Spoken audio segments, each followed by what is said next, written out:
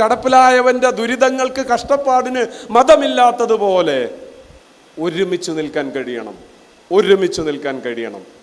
അപ്പോൾ 3 കാരണങ്ങൾ ഞാൻ പറഞ്ഞു കഴിഞ്ഞു. ഇനി 4 പറയാനുണ്ട്. സമയം കുറച്ചേ ഉള്ളൂ. ഞാൻ ഒന്ന് സ്പീഡിൽ പോവുകയാണ്. ഒന്നാമത്തെ കാരണം, നമുക്കൊക്കെ പാലിയേറ്റീവ് കെയർ വേണ്ടി വരും. നമ്മുടെ കുടുംബത്തിലേക്ക് പാലിയേറ്റീവ് കെയർ വേണ്ടി വരും. നമ്മുടെയൊക്കെ വയസ്സ് കൂടുകയാണ്, വീട്ടിൻ്റെ ഉള്ളിൽ കുടുങ്ങിപ്പോകാൻ സാധ്യതയുണ്ട്. 2, ആക്സിഡൻറ്റുകൾ കൂടുകയാണ്, ഏത് നിമിഷവും കിടപ്പിലാവാൻ സാധ്യതയുണ്ട്, ബുദ്ധിമുട്ടിലാവാൻ സാധ്യതയുണ്ട്. 3, ജീവിതശൈലി രോഗങ്ങൾ കൂടുകയാണ്, ഏത് നിമിഷവും പാലിയേറ്റീവ് കെയർ പരിചരണം ആവശ്യമായി വരാൻ സാധ്യതയുണ്ട്. ജീവിതശൈലിയാണ് ക്യാൻസർ, ജീവിതശൈലിയാണ് വൃക്കരോഗം, ജീവിതശൈലി രോഗമാണ് പക്ഷാഘാതം, ജീവിതശൈലി രോഗമാണ് പ്രമേഹം, ജീവിതശൈലി രോഗമാണ് ഹൃദ്രോഗം. അപ്പോൾ ഇതൊക്കെ വന്ന് നമുക്കും പാലിയേറ്റീവ് കെയർ വേണ്ടി വരാൻ സാധ്യതയുണ്ട്. ഇനി 4, ജന്മന ശാരീരിക മാനസിക വൈകല്യങ്ങളുള്ള കുട്ടികൾ ജനിക്കുന്നുണ്ടോ ഇല്ലേ? ജനിക്കുമ്പോൾ തന്നെ ആർക്കോ വേണ്ടി ജനിച്ച് ആർക്കോ വേണ്ടി ജീവിക്കുന്ന കുട്ടികൾ നമ്മുടെ പഞ്ചായത്തിലുണ്ടോ ഇല്ലേ? MR, autism, muscular dystrophy, cerebral palsy, ആർക്കോ വേണ്ടി ജനിച്ച് ആർക്കോ വേണ്ടി ഇങ്ങനെ ജീവിക്കുന്ന കുട്ടികൾ. 10-15 വയസ്സായിട്ടും ആഹാരം വായിലിട്ട് കൊടുക്കേണ്ട കുട്ടികൾ, 10-15 വയസ്സ് പ്രായമായിട്ടും അപ്പി സ്വയമേ ഇടാൻ കഴിയാതെ വേറെ ഒരാളുടെ സഹായം കൊണ്ട് അപ്പി ഇടേണ്ടി വരുന്ന, ശൗചം ചെയ്യേണ്ടി വരുന്ന കുട്ടികൾ, എഴുന്നേറ്റ് നടക്കാൻ പോലും കഴിയാതെ ബെഡിൽ അകപ്പെട്ടു പോയ കുട്ടികൾ, ജന്മനാ ശാരീരികം, MR, autism, muscular dystrophy, cerebral. ഒരു പഞ്ചായത്തിൽ 500 കുട്ടികളെങ്കിലും ഉണ്ടാവുന്നതാണ് കണക്ക്. അതിൽ ഒരു 150-200 കുട്ടികൾക്കെങ്കിലും പാലിയേറ്റീവ് കെയർ പരിചരണം ആവശ്യമായി വരുന്നതാണ് പഞ്ചായത്തുകളുടെ ഒരു ഡാറ്റ വെച്ചുകൊണ്ടുള്ള കണക്ക്. ഇനി 4, അപ്പോൾ 4 ആയി. 5 ഞാൻ നിങ്ങളോട് ചോദിക്കുകയാണ്, വൈദ്യശാസ്ത്ര ടെക്നോളജി കൂടുകയാണോ കുറയുകയാണോ? വൈദ്യശാസ്ത്ര ടെക്നോളജി കൂടുകയാണോ കുറയുകയാണോ? കൂടുകയാണ്. എന്തായാലും പാലിയേറ്റീവ് കെയർ വേണ്ടി വരും. ടെക്നോളജി കൂടുകയാണ്, നല്ലതല്ലേ? പക്ഷെ പാലിയേറ്റീവ് കെയർ വേണ്ടി വരും. എന്താ കാരണം? ICU ഉണ്ട്, വെന്റിലേറ്റർ ഉണ്ട്. ഞാൻ നിങ്ങളോട് ചോദിക്കുന്നു, ഈ ഹാളിൽ ഇരിക്കുന്ന ആളുകൾ മരിക്കുന്നുള്ള കാര്യത്തിൽ സംശയമുണ്ടോ? മരിക്കുന്നുള്ള കാര്യത്തിൽ സംശയമുണ്ടോ? ഞാൻ നിങ്ങളോട് ചോദിക്കുന്നു, നിങ്ങൾ എവിടെ വെച്ച് മരിക്കാനാണ് ആഗ്രഹിക്കുന്നത്? ICUയിൽ വെച്ച് മരിക്കാൻ ആഗ്രഹിക്കുന്നവരൊന്ന് കൈവെക്കുക. നല്ല എയർ കണ്ടീഷനായിരിക്കും, ചുറ്റും യന്ത്രസാധന സാമഗ്രികൾ ഉണ്ടാകും. ഏത്? തലച്ചോറ് ശ്രദ്ധിക്കാനൊരു യന്ത്രം ഉണ്ടാകും, ഹൃദയം ശ്രദ്ധിക്കാനൊരു യന്ത്രം ഉണ്ടാകും, ശ്വാസം, അതിൻ്റെ ശ്വാസത്തിൻ്റെ കൺട്രോൾ നോക്കുന്നതിനൊരു യന്ത്രം ഉണ്ടാകും, നല്ല സുന്ദരികളായ നഴ്സുമാർ ചുറ്റും ഉണ്ടാകും. ICUയിൽ കിടന്ന് മരിക്കണമെന്ന് ആഗ്രഹിക്കുന്നവരാരെങ്കിലും ഉണ്ടെങ്കിൽ കൈപൊക്ക്. വെന്റിലേറ്ററിൽ കിടന്ന് മരിക്കണമെന്ന് ആഗ്രഹിക്കുന്നവരുണ്ടെങ്കിൽ കൈപൊക്ക്.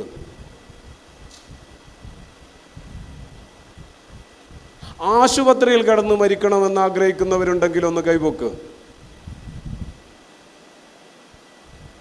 വീട്ടിൽ വെച്ച് പ്രിയപ്പെട്ടവരുടെ സാന്നിധ്യത്തിലും സാമീപ്യത്തിലും ചുംബനത്തിലും സ്നേഹ മസൃണമായ ഇടപെടലിലും സ്വച്ഛന്തമായ സ്വസ്ഥമായ മരണം വീടുകളിൽ വെച്ച് നടക്കണമെന്ന് ആഗ്രഹിക്കുന്നവർ കൈപൊക്ക്. ചില ആൾക്കാർ ഒന്നിനും കൈപൊക്കില്ല.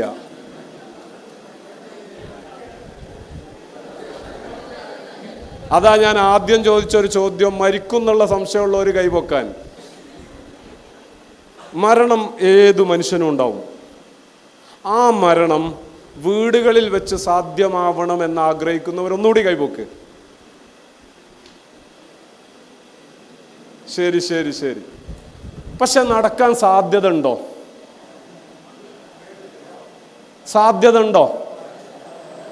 സാധ്യത ഉണ്ടാവണമെങ്കിൽ വീടുകളിൽ വെച്ച് സ്വച്ഛന്തമായ സ്വസ്ഥമായ സ്നേഹപൂർണമായ ഒരു മരണം സാധ്യമാവണമെങ്കിൽ സാധാരണ മരണമാണ് കേട്ടോ, അല്ലാതെ പിന്നെ അറ്റാക്കോ അല്ലെങ്കിൽ അതുപോലത്തുള്ള ബുദ്ധിമുട്ടുകൾ വന്ന ആശുപത്രി കൊണ്ടുപോകണ്ടെന്നുള്ള അർത്ഥത്തിലല്ല.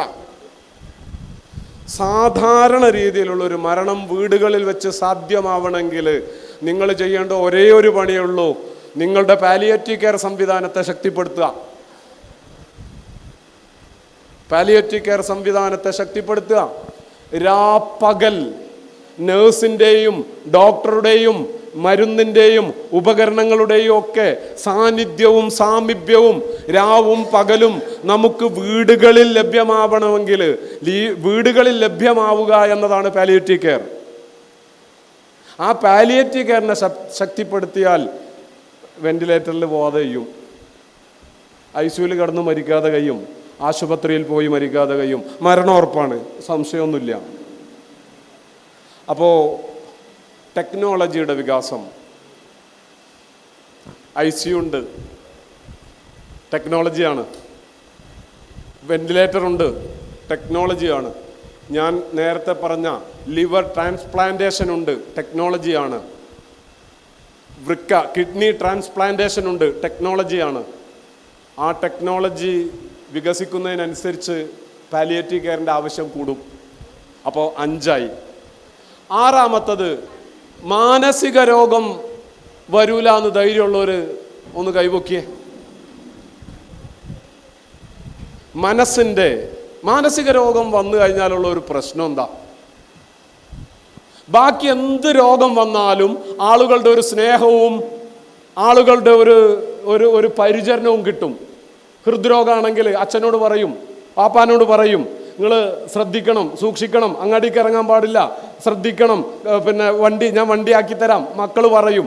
പക്ഷെ മാനസിക രോഗമാണ് വാപ്പാക്ക് വന്നതെങ്കിൽ, ഉമ്മാക്ക് വന്നതെങ്കിൽ, ഭർത്താവിന് വന്നതെങ്കിൽ, ഭാര്യയ്ക്ക് വന്നതെങ്കിൽ തിരസ്കരിക്കപ്പെടും,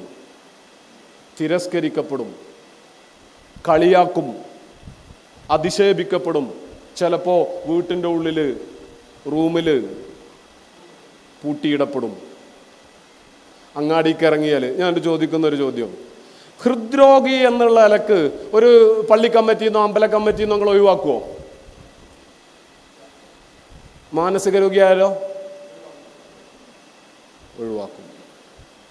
വീട്ടിൽ നിന്ന് ഒഴിവാക്കും, അങ്ങാടിയിൽ നിന്ന് ഒഴിവാക്കും, നാട്ടിൽ നിന്ന് ഒഴിവാക്കും, രാഷ്ട്രീയത്തിൽ നിന്ന് ഒഴിവാക്കും, മതത്തിൽ നിന്ന് ഒഴിവാക്കും, എല്ലായിടത്തു നിന്നും തിരസ്കരിക്കപ്പെടും, കളിയാക്കും. തലച്ചോറിൽ രാസഘടനയിൽ വ്യത്യാസം വന്ന് മാനസിക രോഗിയായാൽ ഏറ്റവും കൂടുതൽ പാലിയേറ്റീവ് കെയർ പരിചരണം വേണ്ടിവരും എനിക്കും നിങ്ങൾക്കും. 6ാമത്തെ കാരണം. 7ാമത്തെ കാരണം മറവി രോഗം, ഡിമെൻഷ്യ, അൾസിമേഴ്സ്. മറവി രോഗം വരൂല എന്ന് ഉറപ്പുണ്ടോ? ഡിമെൻഷ്യ 55 വയസ്സ് മുതൽ സാധ്യത ഉണ്ട് എന്നാണ് സയൻസ് പറയുന്നത്, ഞാൻ പറയണതല്ല. സയൻസ് പറയണത് എനിക്കും നിങ്ങൾക്കും 55 വയസ്സ് മുതൽ മറവി രോഗത്തിന് സാധ്യതയുണ്ട്. എന്താ മറക്കണത്? വീട്ടിൽ നിന്ന് ഇറങ്ങിയ വീട്ടിലേക്കുള്ള വഴി മറന്നു പോവുക, ആഹാരം കഴിച്ചാൽ കഴിച്ചു എന്നത് മറന്നു പോവുക, അപ്പിയിട്ടത് അപ്പിയാണെന്ന് മറന്നു പോവുക, അതെടുത്ത് കഴിക്കുക, അതെടുത്ത് ചുമരിൽ തേക്കുക. വീട്ടിൽ നിന്ന് ഇറങ്ങിപ്പോകുന്നു, പക്ഷെ വീട്ടിലേക്കുള്ള വഴി അറിയില്ല. ഡിമെൻഷ്യ, അൾസിമേഴ്സ്, മറവി രോഗം. ഈ 7 കാരണങ്ങൾ കൊണ്ട് എനിക്കും നിങ്ങൾക്കും പാലിയേറ്റീവ് കെയർ വേണ്ടി വരും. പ്രിയമുള്ളവരെ, ഞാനൊരു കഥ പറയുകയാണ്. 2ാമത്തെ കഥയാണ്. 1ാമത്തെ കഥ ഞാൻ MBBS പഠിക്കുന്ന കുട്ടിയുടെ കഥയാണ് പറഞ്ഞത്. ഏതൊരാൾക്കും പാലിയേറ്റീവ് കെയർ വേണ്ടി വരും. 2ാമത്തെ ഒരു കഥ ഞാൻ പറയാൻ പോകുന്നത്, കഴിഞ്ഞ ഒരു 3 വർഷമായിട്ട് എൻ്റെ മൊബൈൽ ഫോണിലേക്ക് ദിവസേന വിളിച്ചുകൊണ്ടിരിക്കുന്ന ഒരു കുട്ടിയുടെ കഥയാണ്. ഞാൻ ആ കുട്ടിയെ പരിചയപ്പെടുന്നത് എൻ്റെ നാട്ടിൽ ഒരു ഹയർ സെക്കൻഡറി സ്കൂളിൽ NSSൻ്റെ സഹവാസ ക്യാമ്പ് ഉണ്ടാകും. ഹയർ സെക്കൻഡറി സ്കൂളിലെ NSSന് സപ്തദിന സഹവാസ ക്യാമ്പ് ഉണ്ടാകും. ആ സഹവാസ ക്യാമ്പിൽ പാലിയേറ്റീവ് കെയറിനെ കുറിച്ച് ക്ലാസ് എടുക്കാൻ പോയ ആ ക്ലാസ്സിൽ നിന്ന് ഒരു 2-2.5 മണിക്കൂർ സമയം കുട്ടികളുമായി സംവദിച്ചതിന് ശേഷം ഞാൻ ക്ലാസ് അവസാനിച്ച് പോകുന്ന സമയത്ത് കുറച്ച് കുട്ടികൾ ഇങ്ങനെ ഓടി വന്നു. അതിലൊരു കുട്ടിയാണ് ഓടി വന്നിട്ട് എന്നോട് പറഞ്ഞു, നമ്പർ ഒന്ന്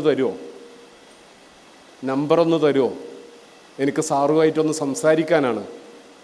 എനിക്ക് കുറച്ച് സങ്കടമുണ്ട്, എനിക്ക് കുറച്ച് വിഷമമുണ്ട്. നേരത്തെ നമ്മൾ പറഞ്ഞ പോലെ എന്തിനാണ് ജീവിക്കുന്നത് എന്ന് ഞാൻ എപ്പോഴും എന്നോട് ചോദിച്ചുകൊണ്ടിരിക്കുന്നു. ജീവിതം ഭയങ്കര ഇടങ്ങേറാണ്, ഭയങ്കര ടെൻഷനാണ്, ചിലപ്പോൾ ഒക്കെ മരിക്കണമെന്ന് തോന്നും. അതുകൊണ്ട് ഈ ക്യാമ്പ് കഴിഞ്ഞിട്ട് എനിക്ക് കുറച്ച് സമയം സാറിനൊന്ന് ഫോണിൽ സംസാരിക്കണം, നമ്പർ ഒന്ന് തരുമോ? അങ്ങനെ നമ്പർ വാങ്ങി വിളിച്ച് സംസാരിച്ച് തുടങ്ങിയൊരു സുഹൃത്താണ്. സംസാരിച്ചു. ഞാൻ നേരത്തെ പറഞ്ഞ പോലെ ടെൻഷൻ, ഡിപ്രഷൻ, ആത്മഹത്യാ പ്രവണത ഇതൊക്കെ നല്ലോണം മനസ്സിലുള്ളൊരു കുട്ടിയായിരുന്നു. ഒരു 4-5 ദിവസം തുടർച്ചയായി കേൾക്കുക, ആക്റ്റീവ് ലിസണിങ്, കേൾക്കുക എന്ന മരുന്നുപയോഗിച്ച്, അത് വല്ലാത്ത മരുന്നാണ് കേട്ടോ. മക്കളെ കേൾക്കുക എന്ന് പറയുന്നത് ഒരു വലിയ മരുന്നാണ്. മക്കളെ കേൾക്കുക എന്ന് പറയുന്നത് ഏറ്റവും വലിയ മരുന്നാണ്. അച്ഛനെയും അമ്മയെയും മനസ്സ് തുറന്ന് കേൾക്കുക എന്ന് പറയുന്നത് വലിയ മരുന്നാണ്. ബ്രദേഴ്സ്, സിസ്റ്റേഴ്സ്, നമ്മുടെ സഹോദരന്മാരെയും സഹോദരിമാരെയും കേൾക്കുക എന്ന് പറയുന്നത് വലിയ മരുന്നാണ്. പാലിയേറ്റീവ് കെയറിൽ ഒരു വളണ്ടിയർ ആവണമെങ്കിൽ ആകെ ചെയ്യേണ്ടത് നല്ല ഒരു കേൾവിക്കാരനാവുക എന്നുള്ളതാണ്. ഉപാധികളില്ലാതെ, നിബന്ധനകളില്ലാതെ കേൾക്കുക. ഉപാധികളില്ലാതെ, നിബന്ധനകളില്ലാതെ കേൾക്കുക. ഉപദേശിക്കാതെ കേൾക്കുക, കളിയാക്കാതെ കേൾക്കുക, കുറ്റപ്പെടുത്താതെ കേൾക്കുക, താരതമ്യം ചെയ്യാതെ കേൾക്കുക, നിസ്സാരമായി കാണാതെ കേൾക്കുക. ഉപദേശിക്കാതെ കേൾക്കുക, കുറ്റപ്പെടുത്താതെ കേൾക്കുക, കളിയാക്കാതെ കേൾക്കുക, താരതമ്യം ചെയ്യാതെ കേൾക്കുക, നിസ്സാരമാക്കാതെ കേൾക്കുക, ഗൗരവത്തിൽ കേൾക്കുക. മക്കളെ, മാതാപിതാക്കളെ, സുഹൃത്തുക്കളെ, അയൽവാസിയെ, സഹപ്രവർത്തകരെ കേൾക്കുക എന്നതാണ് ഏറ്റവും വലിയ മരുന്ന്. അത് കഴിഞ്ഞിട്ടേ ബാക്കിയുള്ള എല്ലാ മരുന്നുള്ളൂ. കേൾക്കുക, കേൾക്കുക, കേൾക്കുക. പാലിയേറ്റീവ് കെയറിൻ്റെ ചുമരുകളിൽ ആദ്യകാലങ്ങളിൽ 30 വർഷം മുമ്പ് എല്ലാ പാലിയേറ്റീവ് കെയർ ക്ലിനിക്കിന് അന്നുണ്ടായിരുന്ന കുറച്ച് പാലിയേറ്റീവ് കെയർ അന്നുണ്ടായിരുന്നുള്ളൂ. ആ പാലിയേറ്റീവ് കെയറിൻ്റെ ചുമരുകളിലൊക്കെ എഴുതിയിരുന്നത്, നിങ്ങൾ നിബന്ധനകളില്ലാതെ കേൾക്കുക, ആഴത്തിൽ കേൾക്കുക, മനസ്സ് തുറന്ന് കേൾക്കുക,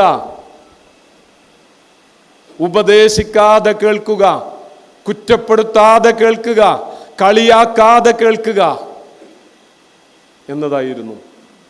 ഇത് തന്നെയാണ് നിങ്ങൾക്കെല്ലാവർക്കും ഒരു പാലിയേറ്റീവ് കെയറിലെ നല്ല വളണ്ടിയർ ആവാനുള്ള ഒരേ ഒരു മാർഗം. നല്ല കേൾവിക്കാരാവുക, ആക്റ്റീവ് ലിസണർ ആവുക.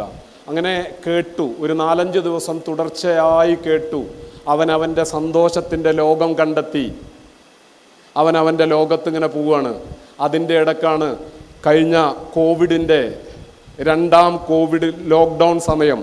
നിങ്ങൾക്ക് ഓർമ്മയുണ്ടോ എന്ന് എനിക്കറിയില്ല, മറന്നു പോവാൻ സാധ്യതയുണ്ട്.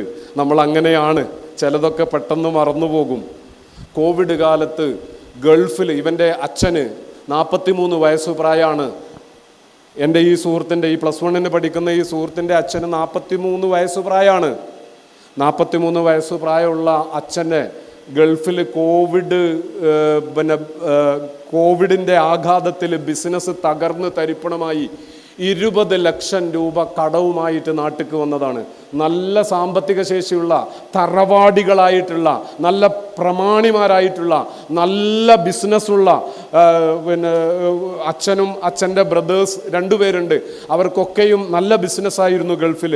പക്ഷെ ബിസിനസ് തകർന്ന് തരിപ്പണമായിട്ട് ആ കോവിഡ് സമയത്ത് നാട്ടിലേക്ക് വന്നതാണ്.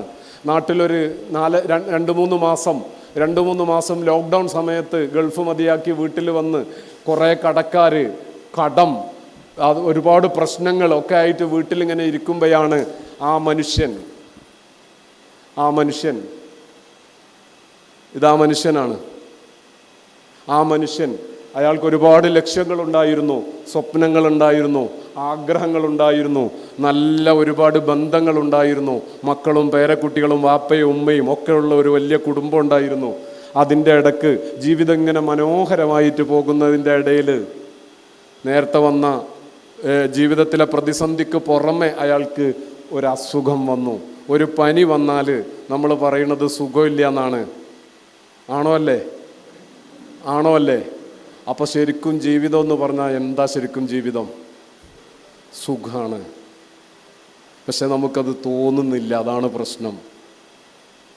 ജീവിതം എന്ന് പറയുന്നത് സുഖമാണ്. മക്കള് സുഖം, ഭർത്താവ് സുഖം, വീട് സുഖം, ജോലി സുഖം, ബിസിനസ് സുഖം, വാഹനം സുഖം, സൗഹൃദം സുഖം, രാഷ്ട്രീയം സുഖം, ഫാനും ഈ പറയുന്ന നമ്മുടെ നമുക്ക് ചുറ്റുമുള്ള മുഴുവൻ സംഗതികളും സുഖം, വസ്ത്രം സുഖം, പേരക്കുട്ടികൾ സുഖം, എല്ലാം സുഖത്തിന് വേണ്ടിയിട്ടാണ്. അങ്ങനെ ജീവിക്കുന്ന ഒരു മനുഷ്യന് ഒരു പനി വന്നാൽ പറയുന്നത് സുഖമില്ല എന്നാണ്. ആണോ അല്ലേ? സുഖമില്ല എന്നല്ലേ പറയണത്. അങ്ങനെ സുഖമില്ലാതായി കഴിഞ്ഞാൽ ഞാനും നിങ്ങളും എങ്ങോട്ടാ പോകുന്നത്? ആശുപത്രി. എൻ്റെ ഈ സുഹൃത്തിൻ്റെ ഫാദർ സുഖമില്ലാതായ ആശുപത്രിയിൽ പോയി ഡോക്ടറെ കണ്ടു. സുഖം കിട്ടാനാണ്. ഡോക്ടർ മരുന്ന് കൊടുത്തു, സുഖം കിട്ടിയില്ല. വീണ്ടും ഡോക്ടറെ കണ്ടു, വീണ്ടും മരുന്ന് മാറ്റി എഴുതി, സുഖം കിട്ടിയില്ല. അപ്പോൾ ഡോക്ടർ പറഞ്ഞു, ആശുപത്രി പറഞ്ഞു, പരിശോധന നടത്തണം. ഞാൻ നേരത്തെ പറഞ്ഞ കുറേ പരിശോധനകൾ, MRI scanning, CT, endoscopy, colonoscopy, ഇങ്ങനെ കുറേ ടെസ്റ്റുകളുണ്ട്. അങ്ങനെ കുറേ ടെസ്റ്റുകൾ ആശുപത്രിയിൽ നിന്ന് ഈ ടെസ്റ്റുകളൊക്കെ ചെയ്തു. റിസൾട്ട് വന്നപ്പോൾ ക്യാൻസർ, മാരകമായ രോഗം, ഈസോഫാഗസ്, അന്നനാളത്തിനാണ് ക്യാൻസർ വന്നത്. 20 ലക്ഷം റുപ്യ കടമുണ്ട്. ബിസിനസ് തകർന്ന് പൊട്ടിപ്പാളിസായി നിൽക്കുകയാണ്. അതിൻ്റെ ഇടയിൽ ലോക്ക്ഡൗൺ ആണ്. മൂത്ത മകന് +2 പഠിക്കുകയാണ്. രണ്ടാമത്തെ മകൻ 10ാം ക്ലാസ് ആണ്. പ്രായമായ 78 വയസ്സ് പ്രായമുള്ള അച്ഛനുണ്ട്, 73 വയസ്സ് പ്രായമുള്ള അമ്മയുണ്ട്. ആ ഇടക്കാണ് 43 വയസ്സ് പ്രായമുള്ള ഈ മനുഷ്യന് അസുഖം വന്നത്, ആശുപത്രിയിൽ കാണിച്ചത്. അങ്ങനെ മലപ്പുറം ജില്ലയിൽ നിന്ന് നേരെ തിരുവനന്തപുരത്തേക്ക് പോരുന്ന സമയത്ത് ലോക്ക്ഡൗൺ സമയമാണ്. ആശുപത്രിയിൽ ചികിത്സയ്ക്ക് വേണ്ടി പറ്റാവുന്ന സുഹൃത്തുക്കളോടൊക്കെയും കടം ചോദിച്ചു. പക്ഷേ ബിസിനസ് പൊട്ടി എന്നറിഞ്ഞാൽ കടം കിട്ടൂലേ? കിട്ടൂല. പ്രായമായി കഴിഞ്ഞാൽ തന്നെ കടം കിട്ടൂല. അപ്പോൾ എന്ത് ചെയ്തു? വട്ടിപ്പലിശക്ക് 3.5 ലക്ഷം രൂപ 20% വട്ടിപ്പലിശക്ക് കടം വാങ്ങിയിട്ട് +2 പഠിക്കുന്ന മകനും 39 വയസ്സ് പ്രായമുള്ള അവൻ്റെ അമ്മയും രോഗിയായ അച്ഛനും ചെറിയച്ഛനും 35 വയസ്സ് പ്രായമുള്ള ചെറിയച്ഛനും 4 പേർ തിരുവനന്തപുരം RCCയിലേക്ക് 2 മാസം തിരുവനന്തപുരം RCCയിലാണ്. അവൻ എന്നോട് പറഞ്ഞത് 2.5 മാസം കഴിഞ്ഞിട്ടാണ് അവൻ എന്നെ ഫോണിൽ വിളിച്ചിട്ട് എന്നോട് ചോദിക്കുന്ന ആദ്യത്തെ ഒരു ചോദ്യമുണ്ട്, സർ കരീംക എനിക്ക് കുറച്ച് സമയം തരുമോ? വല്ലാത്ത ചോദ്യമാണ്. എന്നെ ഫോണിൽ വിളിച്ചിട്ട് ചോദിക്കുകയാണ്, എനിക്ക് കുറച്ച് സമയം തരുമോ? പ്രിയമുള്ളവരെ, ജീവിതത്തിൽ കുടുങ്ങിയ മനുഷ്യർക്ക് നമ്മൾ കൊടുക്കേണ്ടത് സമയമാണ്. ജീവിതത്തിൽ കുടുങ്ങിപ്പോയ മനുഷ്യർക്ക്, അത് രോഗം കൊണ്ടാണെങ്കിലും അവശത കൊണ്ടാണെങ്കിലും കിടപ്പിലായിട്ടാണെങ്കിലും ജീവിതത്തിൽ തകർന്നുപോയ മനുഷ്യർക്ക് ഈ ഹാളിലിരിക്കുന്ന നിങ്ങൾ കൊടുക്കേണ്ടത് നിങ്ങളുടെ സമയമാണ്. ഞാനൊരു ചോദ്യം ചോദിക്കുകയാണ്, സമയം എന്ന് പറഞ്ഞാൽ ശരിക്കും എന്താണ്?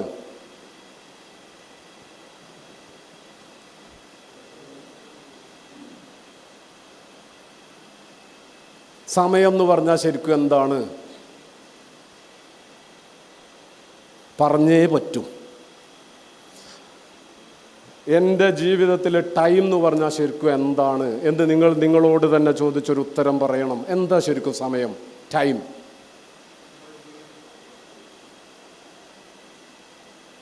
സമയം എന്ന് പറഞ്ഞാൽ ശരിക്കും എന്താണ്?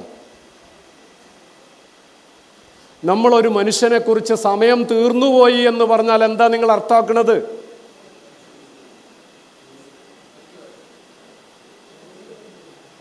നിങ്ങളൊരു മനുഷ്യൻ്റെ വീട്ടിലേക്ക് പോയി, അല്ലെങ്കിൽ നിങ്ങളൊരു മനുഷ്യനെ കുറിച്ച് അയാളുടെ സമയം തീർന്നുപോയി എന്ന് പറഞ്ഞാൽ നിങ്ങൾ എന്താ മനസ്സിലാക്കുന്നത്? മരിച്ചുപോയി എന്ന് ആണോ? അല്ലേ?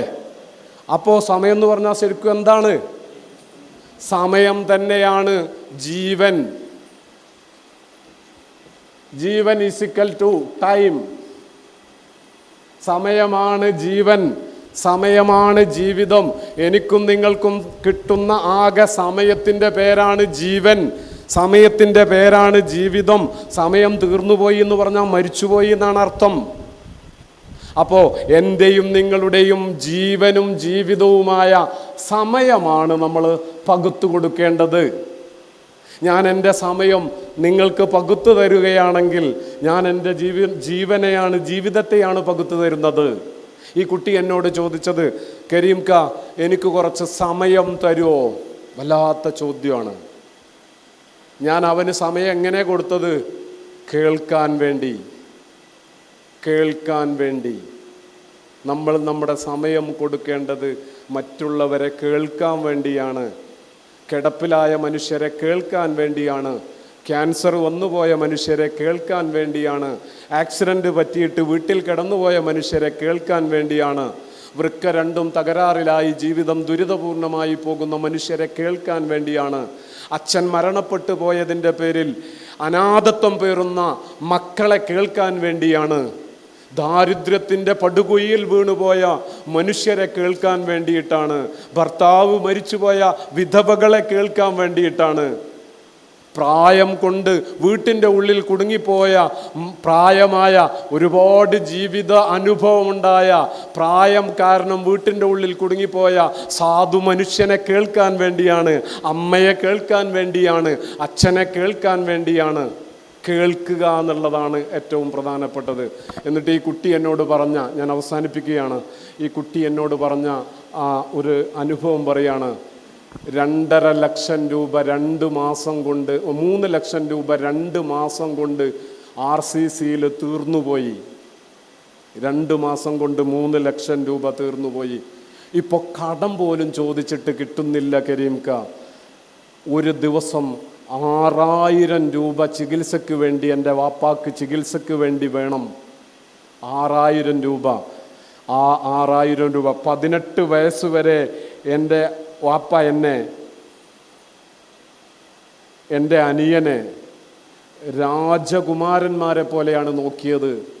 ഒന്നിനും കുറവ് വരുത്തിയിട്ടില്ല. പ്രൗഢമായ ജീവിതമായിരുന്നു. ഒരു അർത്ഥത്തിൽ ഞങ്ങളൊക്കെ ഒരു അഹങ്കരിച്ചിരുന്നു. പക്ഷേ ബിസിനസ് തകർന്നു. കോവിഡ് മൂലം ബിസിനസ് തകർന്നതോടുകൂടി ഞങ്ങളെ കുടുംബത്തിൽ പ്രശ്നങ്ങൾ വന്നു, ദാരിദ്ര്യം വന്നു, പട്ടിണി വന്നു, കഷ്ടപ്പാട് വന്നു. അതിൻ്റെ ഇടക്കാണ് വാപ്പാക്ക് ക്യാൻസർ കൂടി വന്നത്. 3 ലക്ഷം രൂപ കടം വാങ്ങിയിട്ട് പോന്നതായിരുന്നു. 2 മാസം കൊണ്ട് തീർന്നു.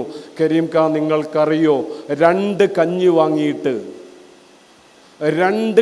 വാങ്ങിയിട്ട് ഞങ്ങൾ 4 പേർ പകുത്തു കുടിക്കലാണ് ഉച്ചക്ക്. അച്ചാറും കഞ്ഞിയും. ഞങ്ങൾ 4 പേർ, വാപ്പ, രോഗിയായ വാപ്പ, അവൻ്റെ ഉമ്മ, അവൻ്റെ ചെറിയച്ഛൻ, അതുപോലെ തന്നെ ഇവൻ, ഈ 4 പേർ 2 കഞ്ഞി വാങ്ങിയിട്ട് ഉച്ചക്ക് പകുത്തു കുടിക്കലാണ്. അപ്പം ഞാൻ അവനോട് ചോദിച്ചു, അല്ലടാ അപ്പോൾ രാത്രി എന്താ ചെയ്യുക? 1 പാക്കറ്റ് ചപ്പാത്തി വാങ്ങും, ജയിലിൽ ഉണ്ടാക്കണേ. 1 പാക്കറ്റ് കടലക്കറി വാങ്ങും. ഞങ്ങൾ 4 പേരും 1 പാക്കറ്റ് ചപ്പാത്തിയെ കൊണ്ട്, 1 പാക്കറ്റ് കടലക്കറി കൊണ്ട് ഞങ്ങളിങ്ങനെ ജീവിച്ചു പോരുകയാണ്. 10-15 ദിവസമായിട്ട് ഇതാണ് ഞങ്ങളുടെ അവസ്ഥ. പക്ഷേ വാപ്പാക്ക് വേണ്ടിയിട്ട് സഹിക്കാം, ഉമ്മാക്ക് വേണ്ടിയിട്ട് സഹിക്കാം. ഉമ്മാൻ്റെ കണ്ണുനീർ. എൻ്റെ ഉമ്മ 2.5 മാസമായിട്ട് ഉറങ്ങിയിട്ടില്ല കരീംക്ക, ഉറങ്ങിയിട്ടില്ല. ഭർത്താവിന് അസുഖം വന്നാൽ ഭാര്യ അങ്ങനെയാണ്, ഉറങ്ങിയിട്ടില്ല. എന്നിട്ട് അവൻ പറയണത്, ഒരു ദിവസം 6000 രൂപ വേണം കരീംക്ക. ഞാനൊരു തെറ്റ് ചെയ്യുന്നുണ്ട്, ആ തെറ്റ് ഒന്ന് ഏറ്റു പറഞ്ഞ് ഒന്ന് പൊട്ടി കരയാനാണ് ഞാൻ നിങ്ങളെ വിളിച്ചത്. എനിക്ക് കുറച്ച് സമയം തരുമോ? ഞാൻ ചെയ്യുന്ന തെറ്റൊന്ന് പറയണം. എനിക്ക് പറയാൻ ആരുമില്ല, എന്നെ കേൾക്കാൻ ആരുമില്ല.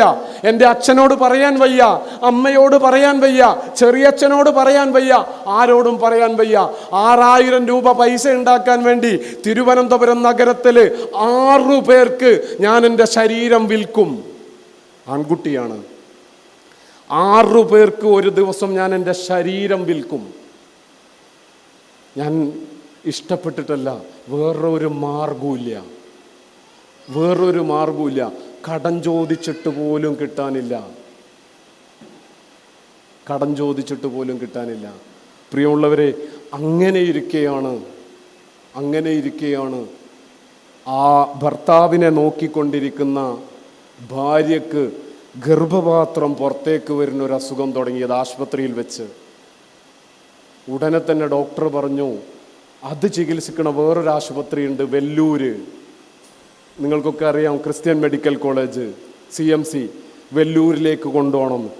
വാപ്പാനെ നോക്കാൻ 18 വയസ്സ് 19 വയസ്സ് പ്രായമുള്ള മകനെ ഏൽപ്പിച്ച്, ചെറിയ മകനെ വെല്ലൂർ, രണ്ടാമത്തെ 10ാം ക്ലാസ്സിൽ പഠിക്കുന്ന മകൻ്റെ കൂടെ ഈ സ്ത്രീയെ വെല്ലൂരിലേക്ക് പറഞ്ഞേക്കുകയാണ്. ചികിത്സിക്കാൻ പൈസയില്ല, ആശുപത്രിയിൽ നിൽക്കാൻ ആളില്ല, 2 കുട്ടികളുണ്ട്. ആ 2 കുട്ടികളുടെയും പഠനം നിർത്തി അച്ഛനെയും അമ്മയെയും നോക്കാൻ വേണ്ടിയിട്ട് പോവുകയാണ്. പ്രിയമുള്ളവരെ, എരുമേലിയിൽ നിന്ന് ഒരു മനുഷ്യനും ആശുപത്രിയിൽ ബില്ലടക്കാൻ പൈസ ഇല്ലാത്തതിൻ്റെ പേരിൽ കുടുങ്ങാൻ പാടില്ല. ഒരു മനുഷ്യനും പട്ടിണി കിടക്കാൻ പാടില്ല. ഒരു മനുഷ്യനും ശരീരം വിൽക്കാൻ പാടില്ല.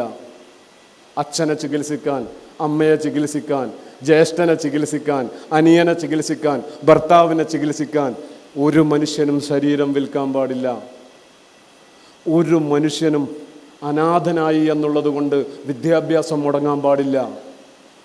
ഒരു സ്ത്രീയും വിധവയായി എന്ന കാരണം കൊണ്ട് കണ്ണീര് കുടിക്കാൻ പാടില്ല. ഒരു മനുഷ്യനും ചികിത്സ, മരുന്ന് വാങ്ങാൻ പൈസ ഇല്ലാത്തത് കൊണ്ട് വേദന കടിച്ചിറക്കി ജീവിക്കേണ്ടി വരുന്നൊരു സാഹചര്യം ഉണ്ടാകാൻ പാടില്ല. ഒരു മനുഷ്യനും പള്ളിയുടെ മുന്നിലോ ബസ് സ്റ്റാൻഡിലോ ബസ്സിലോ കനിവുള്ളവരെ സഹായിക്കൂ എന്ന് പറഞ്ഞ് തെണ്ടാൻ നമ്മുടെ എരുമേലിയിൽ നിന്ന് വിടാൻ പാടില്ല. അതിനു വേണ്ടിയുള്ള ഒരു കരുതലാണ് പാലിയേറ്റീവ് കെയർ. അതിനു വേണ്ടിയുള്ള ഒരു കരുതലാണ്, അതിനു വേണ്ടിയുള്ള ഒരു സ്നേഹപ്പകർച്ചയാണ്, അതിനു വേണ്ടിയിട്ടുള്ള കൈകോർത്ത് പിടിക്കലാണ്, അതിനു വേണ്ടി ഈ സമൂഹത്തെ സജ്ജമാക്കലാണ്, അതിനുവേണ്ടി നമ്മുടെ കുടുംബത്തെ സജ്ജമാക്കലാണ്. ആ ഒരു പ്രക്രിയയിൽ നിങ്ങളെല്ലാവരും മനസാന്നിധ്യത്തോടെ, ഹൃദയ സാന്നിധ്യത്തോടെ, സമ്പൂർണമായ ഇഷ്ടത്തോടുകൂടി നിങ്ങളെ സമർപ്പിക്കണം. പ്രിയമുള്ളവരെ, 4 കാര്യങ്ങളാണ് നമ്മൾ ഇതിനു വേണ്ടി ചെയ്യേണ്ടത്. 1, സമയം മാറ്റിവെക്കുക. സമയം മാറ്റിവെക്കുക എന്ന് പറഞ്ഞാൽ ഒരു ദിവസം 24 മണിക്കൂറാണ്. ഒരാഴ്ച 168 മണിക്കൂറുണ്ട്. ഒരു മാസം 30 ദിവസമുള്ള ഒരു മാസം 720 മണിക്കൂറുണ്ട്. ഞാൻ നിങ്ങളോട് പറയുന്നത്, ഒരു മാസത്തിൽ ഒരു 2-3 മണിക്കൂർ ദൈവം നമുക്ക് നൽകിയ മഹാസൗഭാഗ്യമാണ്. ഒരു പൈസയും മുടക്കാതെ ലോകത്തെ ഏറ്റവും വില കൂടിയ ഒരേ ഒരു സമ്പത്താണ് സമയം. അതിനേക്കാൾ വലിയ ഒരു സമ്പത്ത് ഈ ഭൂമിയിൽ വേറല്ല. ടൈം. ആ സമയം 720 മണിക്കൂറുണ്ട് ഒരു മാസം. അതിൽ നിന്നൊരു 3 മണിക്കൂർ നിങ്ങൾ പീസ് മിഷൻ ട്രസ്റ്റിന് വേണ്ടിയിട്ട് മാറ്റിവെക്കാൻ തയ്യാറുണ്ടോ എന്ന ഒരൊറ്റ ചോദ്യമാണ് സമർപ്പിക്കുന്നത്.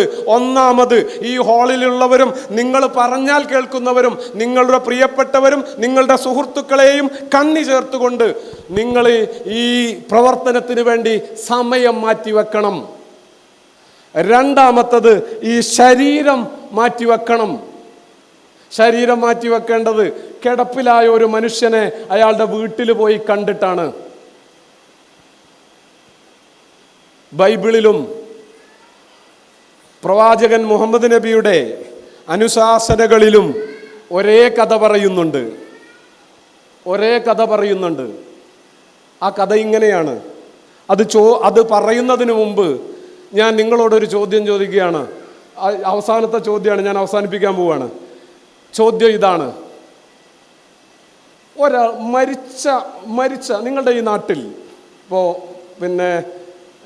മഹല്ല് അല്ലെങ്കിൽ ഇടവക, അതുപോലെ തന്നെ നിങ്ങൾക്ക് മതപരമായൊരു പ്രദേശം, ഇത് മനസ്സിൽ വിചാരിക്കുക. ഞാനൊരു ചോദ്യം ചോദിക്കും. ഒരു മനുഷ്യൻ മരിച്ചാൽ നിങ്ങളുടെ മഹല്ലിൽ അല്ലെങ്കിൽ നിങ്ങളുടെ ഇടവകയിൽ ഒരു മനുഷ്യൻ മരിച്ചു. ഇതൊരു കഥ പറയാൻ പോവാണ്, നിങ്ങൾ ഉത്തരം പറയണം കേട്ടോ. ഒരാൾ മരിച്ചു. ആ മഹല്ലിലെ, ആ ഇടവകയിലെ ഒരു മനുഷ്യനും ആ വീട്ടിലേക്ക് പോയില്ല. പക്ഷെ ഒരാൾ പോയി ആ മനുഷ്യനെ കുളിപ്പിച്ചു, ആ മനുഷ്യനെ വസ്ത്രങ്ങൾ ധരിപ്പിച്ചു, ആ മനുഷ്യനെ ഏറ്റി പള്ളിയിലെത്തിച്ചു, അല്ലെങ്കിൽ ആരാധനാലയത്തിലെത്തിച്ചു, അല്ലെങ്കിൽ അന്ത്യകർമ്മങ്ങൾക്ക് വേണ്ടി തയ്യാറാക്കി. ആ മനുഷ്യനെ മറവ് ചെയ്തു, അല്ലെങ്കിൽ ദഹിപ്പിച്ചു, അല്ലെങ്കിൽ ഖബറടക്കി. ആ മനുഷ്യന് വേണ്ടിയുള്ള എല്ലാ കാര്യങ്ങളും ഒരാൾ ചെയ്തു. ആ നാട്ടിൽ വേറെ ഒരാളും ചെയ്തില്ല. ഇതാണ് കഥ. കഥ മനസ്സിലായോ? ഞാൻ പറഞ്ഞ കഥ മനസ്സിലായോ? ഒന്നുകൂടി പറയണോ? ഒരു പ്രദേശം, ഒരു മഹല്ല്, ഒരാൾ മരിച്ചു. ആരും ആ വീട്ടിലേക്ക് പോയില്ല. ഒരാൾ പോയി. അയാൾ ആ മനുഷ്യനെ കുളിപ്പിച്ചു, ആ മനുഷ്യനെ വസ്ത്രം ധരിപ്പിച്ചു, ആ മനുഷ്യനെ പള്ളിയിലെത്തിച്ചു, ആ മനുഷ്യന് വേണ്ടിയിട്ടുള്ള അന്ത്യകർമ്മങ്ങൾ ചെയ്തു, ആ മനുഷ്യന് വേണ്ടി ആ മനുഷ്യനെ ഖബറടക്കി അല്ലെങ്കിൽ ദഹിപ്പിച്ചു, ആവശ്യമുള്ളതൊക്കെ ചെയ്തു. ഒരാൾ ചെയ്തു. എൻ്റെ ചോദ്യം ഇതാണ്: ഒരാൾ ചെയ്താൽ ബാക്കിയുള്ളവരൊക്കെ കുറ്റത്തുനിന്ന് ഒഴിവാകൂലേ?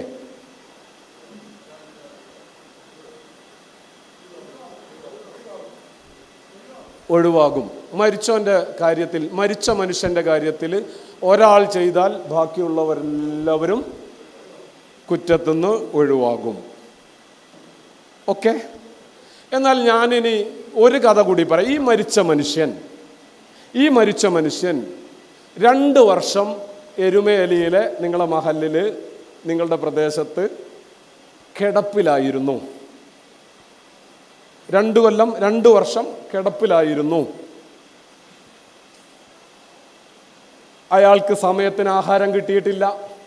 നല്ല തണുത്ത വെള്ളത്തിൽ കുളിക്കണമെന്നാഗ്രഹിച്ച്, ഇപ്പം നല്ല ചൂട് കാലമാണ്, 2 നേരമൊക്കെ കുളിക്കുന്നവരാണ് നമ്മൾ, 2-3 തവണ കുളിക്കുന്നവരാണ് നമ്മൾ. നല്ല തണുത്ത വെള്ളത്തിൽ കുളി ആഗ്രഹിച്ചിട്ട് കുളി നടന്നില്ല. പല്ലുതേപ്പും അതുപോലെ തന്നെ ശരീരം വൃത്തിയാക്കലും മര്യാദക്ക് നടന്നില്ല. 2 വർഷം വേദനയുണ്ട്, ബുദ്ധിമുട്ടുണ്ട്, പ്രയാസമുണ്ട്, മരുന്ന് മര്യാദക്ക് കിട്ടിയിട്ടില്ല, ആഹാരം മര്യാദക്ക് കിട്ടിയിട്ടില്ല. 2 വർഷം അദ്ദേഹം എരുമേലി മഹലിൽ ജീവിച്ചു. എങ്കിൽ ഏതെങ്കിലും 1-2 വ്യക്തികൾ അദ്ദേഹത്തിന് ഇടയ്ക്ക് സന്ദർശനം നടത്തുകയും അദ്ദേഹത്തിന് ആവശ്യമായ കാര്യങ്ങളും നിർവഹിച്ചു കൊടുത്തു എന്ന് വിചാരിക്കുക. 1-2 വ്യക്തികൾ അയാളെ സന്ദർശിക്കുകയും അയാളെ പരിചരിക്കുകയും അയാൾക്ക് വേണ്ടത് ചെയ്തു കൊടുക്കുകയും ചെയ്തു എന്ന് വിചാരിക്കുക. എൻ്റെ ചോദ്യം: 1-2 വ്യക്തികൾ ജീവനുള്ള സമയത്ത്, രോഗിയായ സമയത്ത്, കിടപ്പിലായ സമയത്ത് ആ മനുഷ്യന് ജീവനുണ്ട്, രോഗാവസ്ഥയിലാണ്, കഷ്ടപ്പാടിലും ദുരിതത്തിലുമാണ്.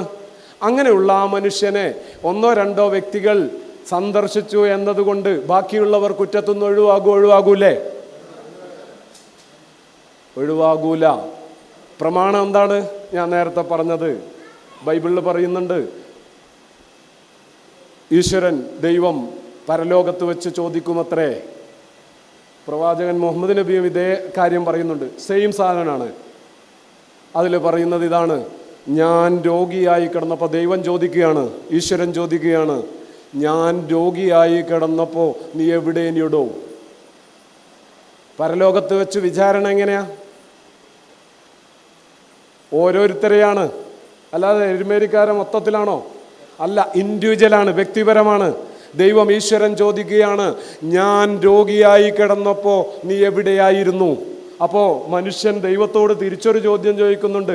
കൃപാലുവും ദയാലുവും പരമകാരുണികനും കരുണാനിധിയും സൃഷ്ടി സംരക്ഷകനും സംവിധായകനും ജഗനിയന്താവും ജഗദീശ്വരനുമായ ദൈവമേ, പടച്ച തമ്പുരാനെ, നിനക്ക് രോഗമോ? അപ്പോൾ ദൈവം തിരിച്ച് ഇവനോടൊരു മറുപടി പറയുന്നുണ്ട്. നിന്റെ അയൽപക്കത്ത് ഇന്നാലിന്ന മനുഷ്യൻ കിടപ്പിലായിരുന്നു, ആ മനുഷ്യനെ അയാളുടെ വീട്ടിൽ പോയി പരിചരിച്ചിരുന്നുവെങ്കിൽ ദൈവമായ എന്നെയാണ് നീ പരിചരിക്കുന്നത്. പാലിയേറ്റീവ് കെയർ എത്രമേൽ പ്രധാനപ്പെട്ടതാണ് എന്ന് സൂചിപ്പിക്കാൻ വേണ്ടിയിട്ടാണ് ഞാൻ ഈ കഥ പറയുന്നത്. ദൈവം വീണ്ടും ചോദിക്കുകയാണ്, ഞാൻ പട്ടിണി കിടന്നപ്പോൾ നീ എന്തുകൊണ്ടോ എന്നെ ആഹരിപ്പിച്ചില്ല? ഞാൻ പട്ടിണി കിടന്നപ്പോൾ നീ എന്തുകൊണ്ട് എന്നെ ആഹരിപ്പിച്ചില്ല? അപ്പോഴും തിരിച്ചു ചോദ്യം, ഈ ഭൂമിയും ഈ ഭൂമിയിലെ സകല ചരാചരങ്ങളും സൃഷ്ടിച്ച ദൈവമേ, നിനക്ക് പട്ടിണിയോ? അപ്പോൾ ദൈവം തിരിച്ചു മനുഷ്യനോട് പറയുന്നു അത്രേ, എടോ, നിന്റെ അയൽപ്പക്കത്ത് കിട്ടണ പൈസ മുഴുവനും ചികിത്സിക്കാനും മരുന്ന് വാങ്ങാനും ഉപയോഗിച്ച് വീട്ടിൽ പട്ടിണി ഉണ്ടായിരുന്നു. 2 കഞ്ഞി വാങ്ങി 4 പേര് കഴിച്ചിരുന്നു. ശരിക്കും വയറ് നിറയെ ആഹാരം കഴിക്കാൻ പണമില്ലാത്തതിൻ്റെ പേരിൽ ബുദ്ധിമുട്ടിയിരുന്നു. ആ മനുഷ്യന് ഒരു നേരത്തെ ആഹാരം കൊടുത്തിരുന്നുവെങ്കിൽ നീ എന്നെയാണ് ആഹരിപ്പിക്കുന്നത്. അതുകൊണ്ട് പ്രിയമുള്ളവരെ, ഒരു മനുഷ്യന് ആഹാരം കൊടുക്കുക എന്ന് പറയുന്നത് ദൈവത്തെയാണ് ആഹരിപ്പിക്കുന്നത്. ഇനി ദൈവം വീണ്ടും ചോദിക്കുകയാണ്, ഞാൻ നഗ്നനായിരുന്നപ്പോൾ നീ എന്തുകൊണ്ട് എന്നെ ഉടുപ്പിച്ചില്ല? ഈസ്റ്റർ വന്നു, വിഷു വന്നു, പെരുന്നാൾ വന്നു. ഒരു മാസത്തിൻ്റെ ഇടയിലാണ് 3 വന്നത്. ആണോ അല്ലേ? രോഗം വന്ന ഒരു വ്യക്തിയുടെ വീട്ടിൽ ചെറിയ മക്കളുണ്ടാകും. ചെറിയ മക്കൾ എന്ന് പറഞ്ഞാൽ LP സ്കൂളിലും UP സ്കൂളിലും ഹൈസ്കൂളിലും ഒക്കെ പഠിക്കുന്ന കുട്ടികൾ. ചുറ്റുമുള്ള മുഴുവൻ കുട്ടികളും നല്ല വസ്ത്രം ധരിച്ചു. പക്ഷേ എൻ്റെ അച്ഛന് സുഖമില്ലാതെ, എൻ്റെ അമ്മയ്ക്ക് സുഖമില്ലാതെ, എൻ്റെ സഹോദരന് സുഖമില്ലാതെ